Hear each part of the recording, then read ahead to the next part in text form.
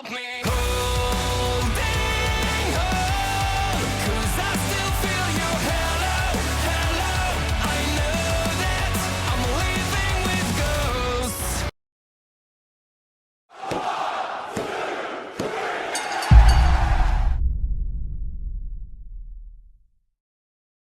Jey Uso qualified! Anytime Jey Uso wins something, the internet tends to get triggered. Meanwhile, everyone in the arena goes wild. Just goes to show that the internet is the last place to trust anything the fans want to see. The first man to qualify! Jey Uso is the first man to qualify for the Money in the Bank ladder match, as well as being the first guy to declare his entry into the match a week or so back. So does that make him the automatic favorite to win the actual match? Seems like it to me. Jey Uso spends a lot of time posing in the ring because the crew on the stage needed extra time to rebuild Bray Wyatt's old door. Just keep yeeting for 5 more minutes, we're falling behind. Rushes out to the ringside. Then it felt awkward for Braun Strowman to have to move around the door structure during his entrance when he came to the rescue. Also, considering the debut in Wyatt Sicks absolutely massacred the entire backstage area, how did Braun Strowman not see that? It would have definitely taken a long while for that amount of destruction and carnage to take place. Or maybe that's why Braun ran out to the ring, pretended he was chasing the Judgment Day when he was actually running for his life. Plot twist. The celebration! The yeetabration! Just leave the yeet to Jey Uso, Michael Cole. Every time you try to come up with an alternate sentence for a catchphrase, it makes the words not worth saying anymore. The sounds of the lights shutting off has been well reserved for The Fiend, but considering it is no longer with us, hearing it doesn't feel the same. The rest of this feels fantastic, but not the sound effects of The Fiend. Well, look on the bright side, WWE doesn't have to release a new soundtrack for the Wyatt Sicks. Just play the opening piano notes on a 10-hour loop and we're good to go.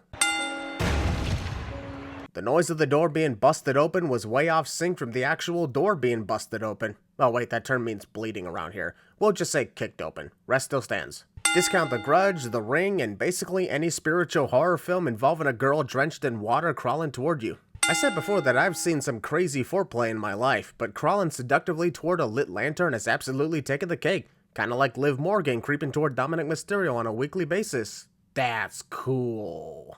Abby the Witch points toward the door, completely forgetting that she's actually pointing toward the side of the stage that has no entrance. There is a door completely wide open and the cameramen decide, nah, let's go around it like we're Braun Strowman earlier. Did they think going around the door was gonna minimize the haunting experience? Holy shit, we actually are walking around the type of haunted houses you see at carnivals or haunted hayrides.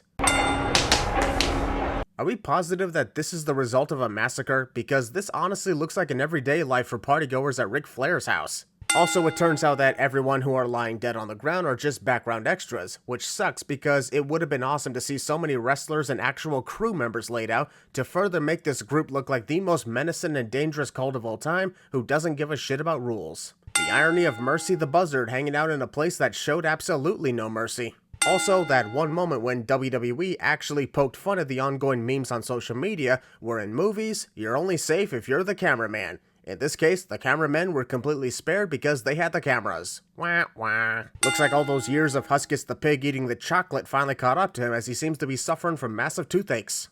The only reason this is being sinned is because Chad Gable survived this with no problem. They really should have just put him on the ground without the blood because this particular image makes it look like he got shot in the head. Thus his return the following week made almost no sense. Oh, don't mind me at all. I'm just training for the role of Jesus in the reboot of Passion of the Christ.